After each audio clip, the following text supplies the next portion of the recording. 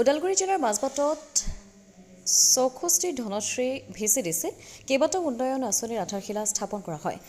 আজি অসম চৰকাৰৰ পৰিবহণ মন্ত্ৰী চৰণ বড়োৰ নিৰ্দেশ মৰ্মে BPFৰ ওদালগুৰি জিলা আদিবাসী চেলৰ সভাপতি নৱজ্যোতি কুৰ্মী, মাজবাট ব্লক BPFৰ উপসভাপতি সুকুৰ সিং বসুমতাৰী আৰু সম্পাদক বেনু অধিকাৰীয়ে আধাৰশিলাসমূহ স্থাপন কৰে।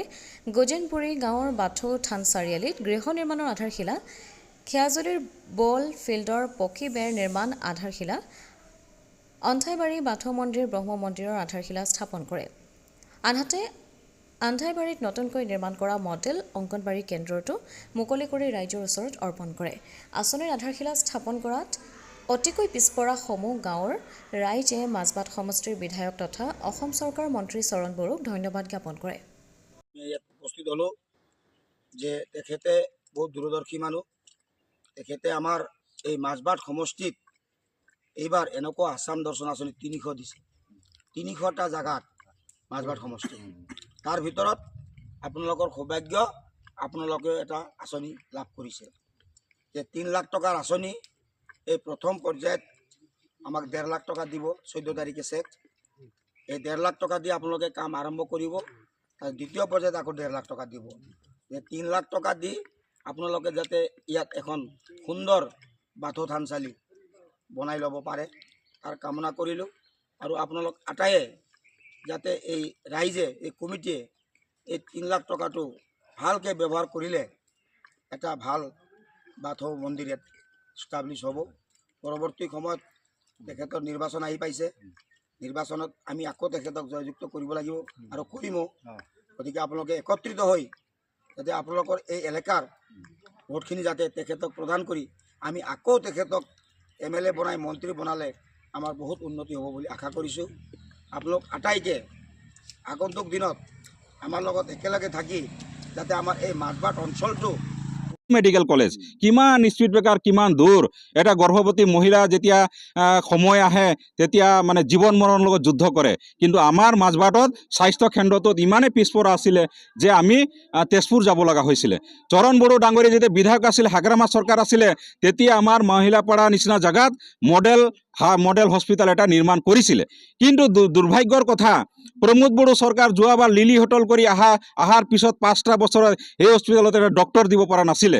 কিন্তু আমাৰ মন্ত্ৰী হাগ্ৰামা চৰকাৰ অহাৰ লগে লগে, চৰণ বড়ো ডাঙৰীয়া অসম চৰকাৰ মন্ত্ৰী হোৱাৰ লগে লগে যোৱা 3-4 দিন হ'ল আজি মাজবাট মডেল হস্পিটেলত মানে প্ৰথম চিজাৰিং হ'ল।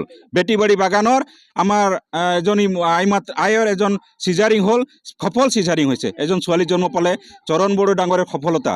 যোৱাকালি আমি দেখা পালোঁ যে ডিব্ৰুগড় টু দেওঘৰ যিটো ট্ৰেইন ষ্টপিজ নাছিলে, মাজবাটত আমাৰ মাজবাট অঞ্চলত আমাৰ সৎসংগ জয়গুৰু ভাইসকল বহুত আছে, বাগান বস্তিয়ে বহুত আছে। সকলোৱে আমাৰ মাহে সপ্তাহে দেওঘৰ যায়। ট্ৰেইনৰ অসুবিধা, কমিউনিকেশ্যনৰ অসুবিধা আছিলে। চৰণ বড়ো ডাঙৰীয়া মন্ত্ৰী হোৱাৰ পিছতে আমাৰ মাজবাটত যোৱাকালি আমি ষ্টপিজ পালোঁ। গতিকে এইখিনি কাম তেখেতে কৰিছে। আৰু আমি যাতে মাজবাট বাকী ৰাইজক আমি অনুৰোধ জনাইছোঁ, সকলো জাতি ধৰ্মৰ ভাষাৰ সকলোকে অনুৰোধ জনাইছোঁ যাতে অহা এপ্ৰিলত যি বিধানসভা নিৰ্বাচন হ'ব, সেই নিৰ্বাচনত যাতে চৰণ বড়ো ডাঙৰীয়াক আমাৰ একক সংখ্যক ভোট দি যাতে 80%, 70% ভোট পাই যাতে আমি চৰণ বড়ো ডাঙৰীয়াক জিকাই পঠাব পাৰোঁ। আৰু যাতে 5 বছৰ কাৰণে মাজবাট সমষ্টিত মন্ত্ৰী থাকে। মন্ত্ৰী থাকিলে আমাৰ মাজবাট সমষ্টি এটা উন্নয়নৰ গতিটো তীব্ৰতৰ হ'ব বুলি আমাৰ আশা আছে, আমাৰ বিশ্বাস আছে। এই অনুৰোধ জনাইছোঁ। ধনশ্ৰী 64 ধনশ্ৰী VCDCত টোটেল 16টা কামৰ কিছু কাম আধাৰশিলা, কিছু কাম উন্মোচন আছে। গতিকে আমাৰ মাজবাট সমষ্টিৰ বিধায়ক চৰণ বড়ো ডাঙৰীয়া তথা অসম চৰকাৰৰ পৰিবহণ WPT বড়োলেণ্ড ৱেলফেয়াৰ উন্নয়ন বিভাগৰ মন্ত্ৰী চৰণ বড়ো ডাঙৰীয়াই যোৱাকালি কোকৰাঝাৰত সভা থকাৰ কাৰণে তেখেতে গৈছিলে। তেখেতে আমাক জনালে যে মোৰ আহি পোৱাত অলপ দেৰি হ'ব। আমাৰ ব্লকৰ জেনেৰেল ছেক্ৰেটাৰী বেনু অধিকাৰী ডাঙৰীয়া, আমাৰ ব্লকৰ উপসভাপতি সুকুৰ সিং বসুমতাৰী ডাঙৰীয়া আৰু মই নিজে নৱজ্যোতি কুৰ্মী ডাঙৰীয়া, নৱজ্যোতি কুৰ্মী আমাক ক'লে যে আপোনালোকে কিছু কামবিলাক অলপ আগুৱাই ৰাখক, মোৰ আহি পাওঁতে 12টামান বাজিব।